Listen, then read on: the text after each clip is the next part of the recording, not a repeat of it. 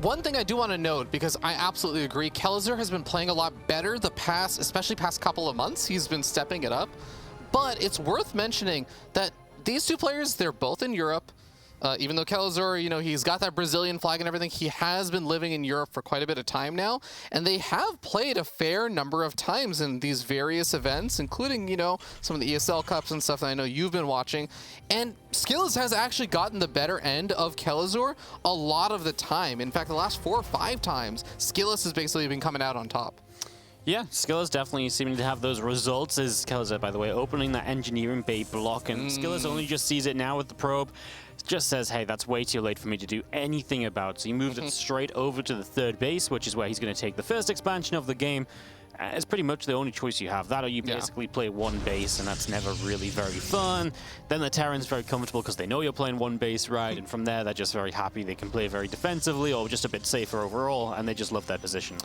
I actually think that this is also I really like it from Kelazhur because I think it's playing to his playstyle and actually playing against a little bit of Skillous'. Because when I think about Kelazhur, I really do think about a player who likes to get in his opponent's face and mess with them, right? He's not the passive kind of player who's just going to say, let's both sit back and macro up for 10 minutes or something and see where we're both at the end of the day. I feel like Skillous, on the other hand, is one of those players where he oftentimes has a style coming into maybe a tournament or a particular matchup.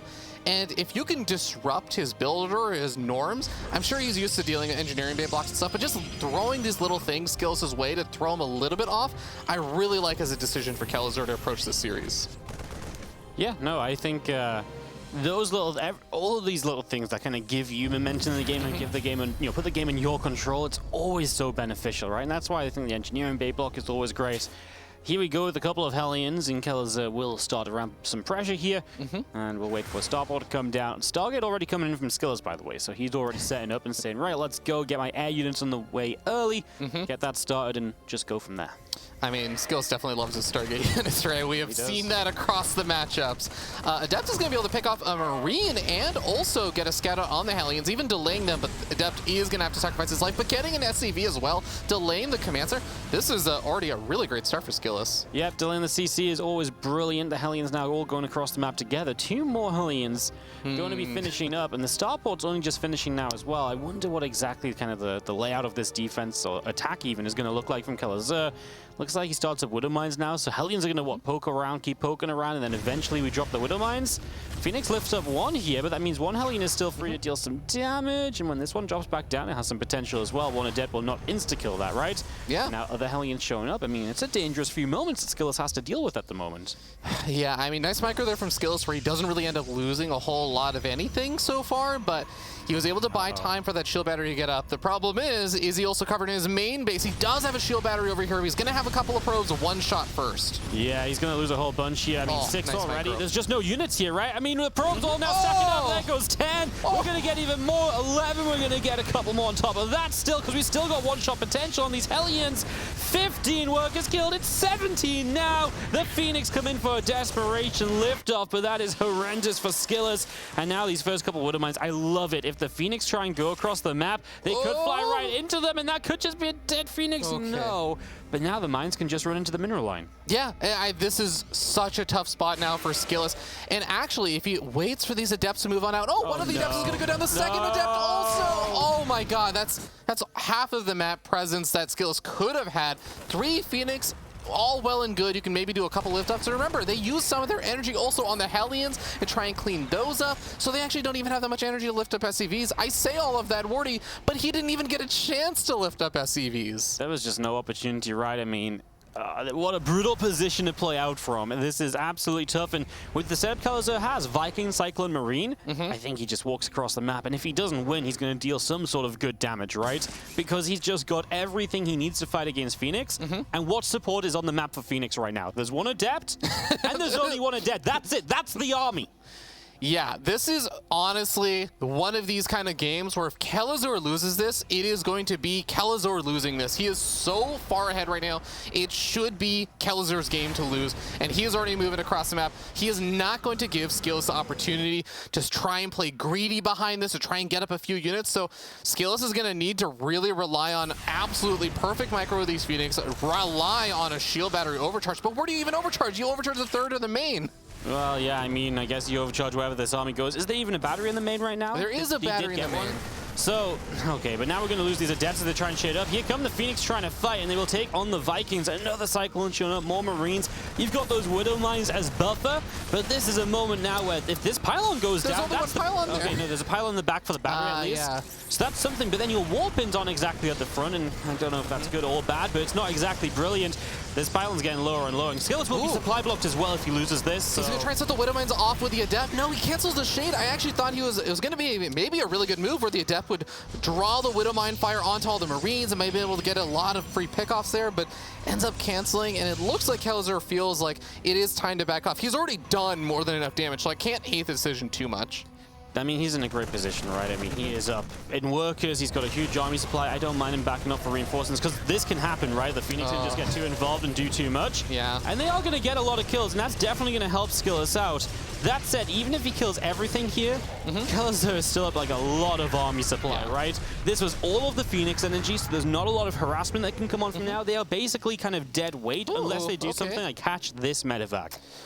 You know, the angle of it, I was doing all the math in my head. I'm like, those Phoenix are headed on a beeline path to intercept that medevac, but no, he pulls back at the last second because he realizes he still has to clean up some of those Widow Mines from earlier. Kelazhur also does back off for the moment, and I do feel like, yeah, if Kelazhur is just thinking, get up that third base, get up some of those upgrades, and then once you have a good set of units to actually be aggressive with, just the raw firepower of the army should be threatening enough. You don't need to just go in with the small little drops as much right now. No, not at all. It's just going to see a Bioforce of Kelazhur is still pressing forward. I mean, as Stim it finishes up, I mean, it's going to be a Colossus and what else? And I do not love where I don't love where those robo structures are either. How are you going to protect those, you know? They're just on the edge of a base that Kelazhur can walk up to, and you don't have an army to step forward and say, no, you can't cancel these. Like, the Phoenix are like the only thing that's good right now in terms of being in good numbers, but 9 Phoenix without actual support isn't good either, right? And it's just brutal, and these Phoenix are going to have to turn back home. You kind of just need to get some units here, but I don't know even what we can get. A second Colossus wouldn't be enough. You need Colossus, and you need gateway units. It's almost asking too much as Kelazhur will not reinforce. At least that's the one saving grace, and Kelazhur even going to turn around and say, no fourth, no fight for me. Okay. Yeah, going to play it out a little bit safer, and I actually think the Robo is a really, really good point out, that it is in this much more exposed position, even the Robo Bay. And you might be wondering, why on earth would a Protoss player do this? But remember, the timing of when the Robo and the Robo Bay was coming down, in order to get that up at a reasonable time, he had to do that while the rest of the army was in his main base. There wasn't really a lot of opportunity to get it up anywhere else. God, these Widow Mines, though, Wardy, I want to hug SKillous right now, because it's just painful to watch when these Phoenix are your one big lifeline in this game, and you're constantly just eating Widow Mine after Widow Mine. There's a lot of Phoenix that are alive. I have to commend them and keep them all alive, and the problem is that they're not very healthy anymore either. Yeah, he's adding a second Stargate, so he's going to double down on the Phoenix and like really kind of rely on them, but I actually feel he should have just doubled down on like a second Robo and just gone like mass like Robo units or something. I just don't see the Phoenix, because for the Phoenix to be good, you just need that layer underneath them, right? Love this. One Roto Mine's going to go to the side, one's going to burrow on the edge maybe. We're just going to drop one in the mineral line. Good catch initially from SKillous. This one is going to connect on a few probes. Oh, and the assimilator, so maybe not. SKillous catches a break for once, and maybe Kelazhur had a moment there to jump on the Colossi, though. Maybe not being as confident as he should be, but he's also in a great position, so he doesn't need to dive in. He's waiting for Ghost. That's only going to improve things. We do have a fleet beacon coming down, and I mean, you were talking about reinforcing on the Stargate units and everything. He even has +1 air weapons coming out. How do you feel about the air weapons? Because I think in my mind, I naturally transition this to carrier, big sky toss army and everything. Do you feel like that's going to be maybe the play in this situation? I think that's what he's going to do. Because, I mean, what else can he do? Usually you go carriers when you feel safe. But in this case, he's going carriers as a Hail Mary play. He has no other option, right? You know, what else are you really going to do here? Yeah, really nothing at all. Like, your gateway units are completely unupgraded, you know. You've got to go carriers. You do. So yeah, I like that he's doing it because it's probably his only choice, but I still feel like this is Kelazhur's moment. And this is Kelazhur's moment because that tech is coming in, but it's not ready yet. If Kelazhur lets this get on the map, that's a mistake from him. I know this is a defensive position. I know you can out-expand it, but get in there. There's only 3 Colossi. Get some EMPs down. This army's going to melt. You have so much firepower. I think you should take advantage of it right now because even from behind, carriers can be very scary, and you know, maybe a little bit of Terran bias here. You know, maybe I've seen the carriers win too many games that I feel like they shouldn't have, but it is much more difficult to deal with carriers than this army right now. I mean, okay, Kelazhur's doing the right thing in terms of making sure there's no fourth base up, and I appreciate that. I just feel like he's missed maybe a little bit of an opportunity to try and get forward a little bit. It's not exactly like Kelazhur had a fourth base that was up and running or something behind all this for a really long time either. Now, the EMP on the Phoenix is big because remember, it also removes the energy to do the lift up and takes away the shields. So this Phoenix are not only paperweights, they are actually lighter than paperweights. They're paperweights that are practically a breeze away from catching on fire. So now we end up seeing those Phoenix have to go back to the shield battery, drain a bit of that energy to heal back up so they can be present out on the map. They have to be careful of these random Widow Mines Kelazhur has buried around. Is he paying attention? He is going to be able to pull those back in time, but 3 carriers about to pop. Wardy, I do feel like we're getting closer and closer to that moment of SKillous being able to hit his second stride. Kelazhur's maxed out. He's not going to get a bigger armor than this for a while. No, I mean, this is the moment to absolutely go, right? Because it doesn't get any better. Okay, a couple of reinforcements will stream in, but it's nice to attack and then have those reinforcements ready for the next wave. You know, if he keeps this on 4 bases and keeps teching up himself, I don't hate it. It's just as long as you keep him on 3 bases, right? If you stop that 4th base coming up, the moment the 4th base is up, SKillous just kind of turtles on that, right? And then it just becomes more of an issue, and suddenly SKillous is on his maxed out perfect army. And like I say, that's just difficult to fight against this drop. Not sure how much I love this, right? It pulls the Phoenix to the side, but they're pretty much going to guarantee to clean it up. And I would have liked it if there was something else happening, but he was just pulling away, you know? You know, I'm also just realizing something. Now, everyone always knows the power of those weapon upgrades for the carriers, right? The weapon upgrades for the carriers dramatically increase the DPS. But conversely, the armor upgrades actually help dramatically versus the carriers. If Kelazhur is correctly identifying what he's going to be up against, I mean, even with the Phoenix, it's actually useful to get those armor upgrades. He's basically just been stuck on +1 armor. He doesn't even have another armor upgrade on the way. So I do wonder if that's maybe a missed opportunity to try and deal with the carrier army a bit better. He's building a lot of Liberators. They're great at zoning, but they're also pretty good against carriers in the form of their splash damage against Interceptors. That could be a factor as well. You can see the Fusion Core coming in as he is going to, make a play for the 4th base right now. Let's see what he gets. He'll get rid of some of the stack defense initially, but the carriers are here, and you just don't want to run into that, right? Like, you've got Lippers on the way, etc. We are going to push the right side, but this is what SKillous has been playing around. These stack defense positions, they're really strong now because he's been sat on them for so long. Every so often, he's just added 1 more cannon, then an extra battery, and that makes it so difficult to now try and push in with just a drop or so. Larger armies don't care so much, but the large army should be met by the main army, and that will just be supported by that stack defense. Yeah, you know, I honestly think I would have been more on board with this play from Kelazhur if he was also expanding a little bit more rapidly behind this, if he was building up a big bank and everything, but it doesn't really feel like Kelazhur has some killer economy compared to SKillous behind all this, right? He has some great units, but like you were saying, it's really tough to push in those positions where you have shield batteries and cannons, and then you also have the disruptors that are able to just dramatically zone out this army. SKillous is nearly maxed out, and frankly, Kelazhur's been maxed out for a while and just hasn't found opportunities to trade. And that doesn't really bode as well for Kelazhur. Yeah, 66 SCVs for Kelazhur. It's not like he's lost a lot of SCVs this game, right? So he's never really gone to that super like, oh yeah, I'm just gonna take a really good late game position economy. He's always had a strong, the strong army and a focus on the army, and that's why we've been kind of saying, why aren't we committing to some of these fights? Because the setup is there for that. Yeah. Liberange is going to finish up in a moment, and that might help. The Disruptors obviously need to step back, and Kelazhur will continue to try and force his way up some ramps. Obviously wants to land EMPs before he commits to a fight. But this really is now the stage where 4th base is up from SKillous. His army is good, and there's no reason he can't get to a 5th, and like you've been saying, it's not like Kelazhur has a huge bank, in favor. I mean, he actually has more minerals but less gas, for example. Yeah, okay, he's been able to get to the libs that he wanted to, but SKillous also got the carriers, right? I mean, that's also kind of nice. Wardy, I'm also a little worried by the medevac count because Kelazhur has actually been stimming forward to try and take out some of the bases, or he's been threatening this carrier army. He's got his entire army actually stimmed up still in the yellow. He's got 2 medevacs that are healing up his army. I don't know where the other 3 are right now. They just spawned. Okay. They just came out of production, so he also recognized the issue. I'm glad, I was starting to fix it, but you're not wrong. These medevacs, they're going to come out fresh on energy, and so that means it's going to get drained almost instantly. Nice EMPs. Yeah, I mean, the EMPs are crucial, right? Oh, he got some disruptors too. Oh, yeah. Yeah, the EMPs are crucial because they stop you from basically being able to commit into the fight as SKillous, so you need to hit those every time. He's losing probes back at home as well, by the way, SKillous, so he's also not on a great economy, right? That's one thing to mention. He has been starting to take bases. That seems like a pre-queued up nuke. A little bit. Yeah. Yeah, Kelazhur may be jumping the gun on that one. Hopefully he'll realize what's going on and can reuse that ghost for something else a little bit later. Well, that nuke landed, just there was nothing to land on. As we do commit in, I mean, interceptors die pretty quick if they're just targeting a CC, and the Marines are just sat there fighting the interceptors, right? So you got to be careful about that as well as SKillous, because obviously if all your interceptors are rebuilding, your carriers don't have any on them, well, then the carriers aren't very scary anymore. That is definitely true. He's going to need a little bit of time to rebuild interceptors, but if he is able to back off, it's not exactly like SKillous doesn't have the economy anymore to replace it, right? He's gotten up not only the 4th base, he's getting up a 5th base right now. And if SKillous has been doing anything like he's been doing earlier on in the game, he's going to be preparing that with more shield batteries, more cannons, that make it really difficult for Kelazhur to actually go for these little small counterattacks with.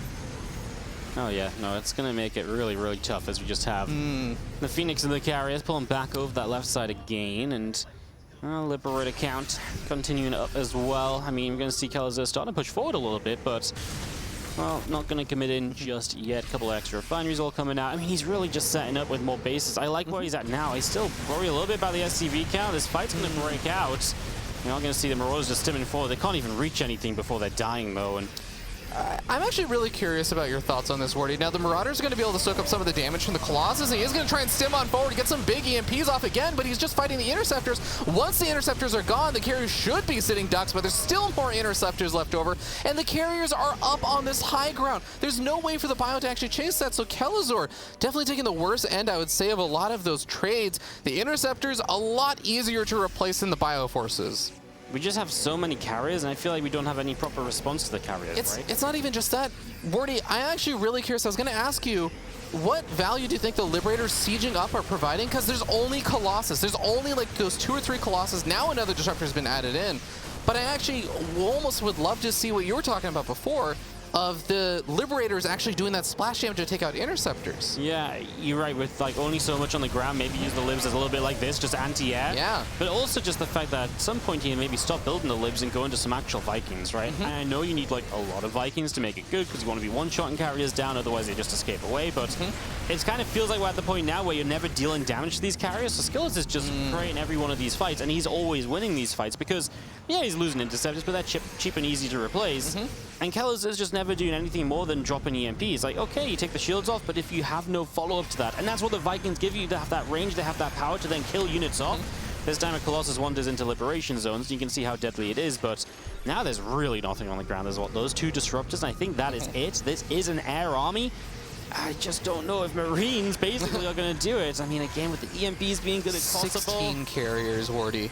Yeah. I do have to say, like, if there is a way that Kelazhur can find to take on this fight, I think it justifies all the decisions he's made so far, in the sense that he really can just kill this army and SKillous cannot replace it. But he needs to be able to dominate a fight right now. Those Disruptors taking out a lot of the Bio on the ground. The carriers going virtually untouched. Is SKillous even dropping in supply? I think he's just losing Interceptors and nothing else.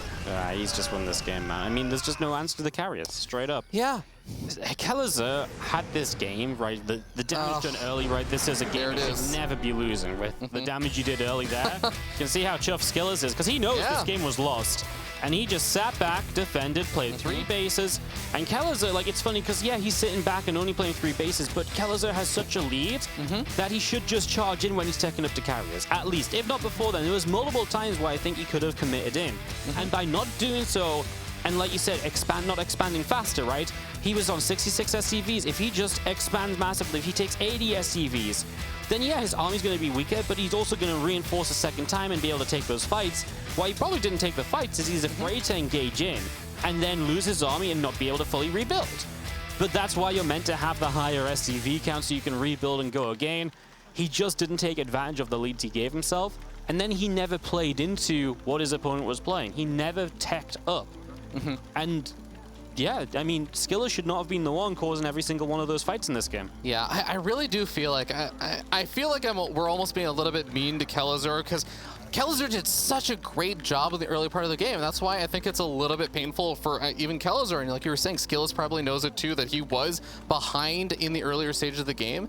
And it's either Kelazhur could have committed like a little bit harder to shutting down one of those bases, or like focus on expanding, or doing the tech up. Like one of the things that is really important to note is I understand actually a little bit of the wariness about saying, hey, I want to commit in, but you have like a couple of these cannons and shield batteries that are about to finish up, and there's also like just you're the defender in that situation as SKillous, so there's maybe a better chance you can take it. The rest of the fights that were happening, or like the dance around the center, SKillous did not have the backup of shield batteries. He did not have a big warp gate army or something that was going to come into support. It was such a focus on Skytoss. If there were any gateway units warped in, they're going to have 0 upgrades whatsoever. So I think that if Kelazhur had been able to, say, get better upgrades to deal with the carriers, knowing that he was just going to be dealing with that carrier army, if he had been able to force a fight a little bit like faster, or even find a way to just deny some of the bases on the other side and exploit the own mobility, I feel like there's just so many other opportunities. And I'd love to see Kelazhur just kind of take a step back after that game and say, okay, deep breath, I was ahead in that game. Tournament experience, I know that I can just take a step back, figure out what I did wrong, and make sure that doesn't happen again. I wonder if he shouldn't have built libs, because the libs are great for taking fights, but if you didn't want to take fights, that's fine. But then tech up and like go from there sort of thing. Because let's ensure the players first. I'll continue my thought. In the bottom right side, our red Protoss player from Team GP is SKillous.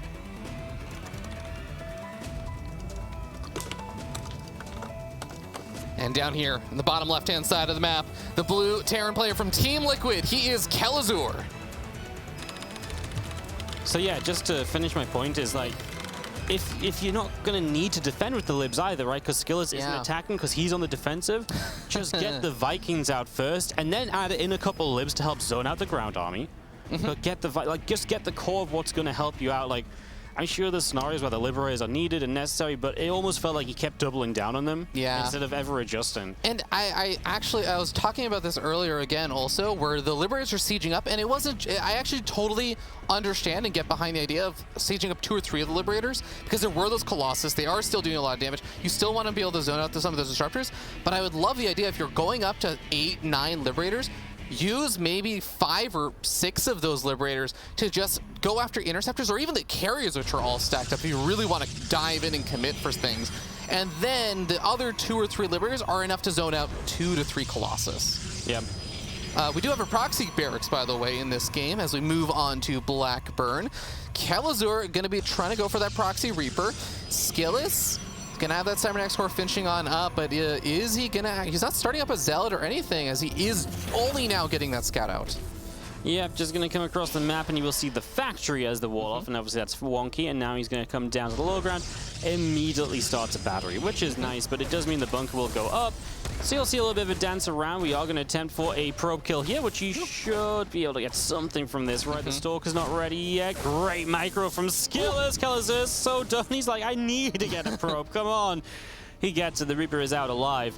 And we'll have Reaper number 2, so both of them together will look to aim for that bunker, and that's going to be their safe haven to play from. And of course, they'll be a little bit annoying, trying to deal some damage from there, and especially just slow down mining on that natural expansion. Yeah, SKillous has not technically seen a whole lot about the bunker or anything, but he already has a good sense that this is likely going to be the case. So, already getting that shield battery up should be more than enough to prepare him to actually deal with this bunker, especially with the SCV not actually near the bunker to help repair from the backside. So, the best that Kelazhur can really hope to do is just try and drain the shield battery a little bit and then get some pot shots off on those stalkers, but he should know he's not going to be able to expect a whole lot more out of this. Just try and salvage the bunker and salvage the situation. Yeah, I mean, it's fine, right? You forced a battery, so that's good. You know, the probes didn't mine from the natural immediately. That's also good. So there's a couple good moments here. SKillous just going to go straight Twilight Council this time, by the way. So switch up from the last game. Not going to play that Stargate. And he's going to be fine too, you know, right from the get-go. There's not going to be a whole bunch of like Phoenix or anything, anything that he needs Phoenix for, right? It's not going to be immediate aggression because he saw the Reaper initially. So he's just like, yeah, I'm fine, get the Twilight up, play from there. There is going to be an armory going down, so it is going to be cloaked mines, but there's the Robo coming in, nicely timed, straight after that blink starts. So you'll have the Observer up in plenty of time to stop a second with a mine shot going off, as the probe does check for a mine on the high ground. Yeah, and seeing that Widowmine is definitely going to be a nice little scout out there for SKillous. It's just going to just back up the suspicion that, yeah, he probably should be getting out that Observer ASAP, but also leaving it at home to make sure that you can actually deal with any kind of a little harassment that might be heading your way. Reapers are going to get pushed back. Knocks out one of them as well. Shuts down a little bit of that potential scouting vision later. If you have one Reaper, it's pretty hard to make it past that stalker. If you have two, you can actually still get additional scouts out later on. Reaper going to turn and Probe going to take a bit more damage. Stalk's coming up. Reaper is going to go down. So that's a dead Reaper. And now we do have Widowmines dropping into the main base where they're going to aim for a couple of these probes. There's two. We're going to burrow and reburrow to not get another, but he does have one mine left. Sometimes this can be tricky. You know, you don't know if it's 2 or 3. In this case, it is indeed 3. And SKillous has responded properly, of course. Still cloaked, waiting for the Observer, but that should be a full cleanup. And Kelazhur checks the third base, is on its way down before he leaves. Yeah, let's keep an eye out on that main base one, as we already see SKillous is pulling a lot of his workers away. He's ready to sacrifice one of these probes. The Observer should be popping out at the natural, and has already cleaned that Widowmine up, I believe. Now he can clean up that second one in the main base. So again, bit of mining time delayed, but this is one of those slightly more committed kind of Widowmine drops you can go for. Yeah, obviously you invest into the armory. This came off of a faster factory in general, right? So there's a couple of things here. You know, this part, in part right, the blink is kind of later as well, so a few different things. You can see that the worker count is fine for SKillous. He's up by 7, his army supply is great. He's going to go straight into charge, and one thing we've not really seen much on the mainstream today in PvT is just like a massive units, right? We've been seeing a lot of like teching up in TVP, but not so much build a lot of Stalkers, then build a lot of Zealots, and just sort of swarm. And that's a little bit of what we're going to have now. Yeah, you'll have to have seen some of the B or C streams where you saw Haas play. Okay, it wasn't, I mean, no one should quite do exactly how Haas did. I mean, when Pig said 40,000 Zealots, he overestimated a little bit, but 30,000 would have been accurate. It was ridiculous. Yeah. Always a treat to see. Nice little blink up location over here. It's going to be able to find Stim as well. The siege check is siege up, so it's going to be able to soften up these stalkers. And the SCV is already coming off to repair. Kills off one of the stalkers. Doesn't really lose a whole lot outside of, minor mining time from those two workers. So nicely handled there by Kelazhur. He's going to be a bit happier with being able to bat that off pretty easily. Yep. SKillous just going to be unable to find anything. Nice idea, but the tank was in a good position. It wasn't enough stalkers to be truly scary. Yeah. And yeah, just obviously good defense. Stim combat and +1 all coming through, so that's Kelazhur's next step.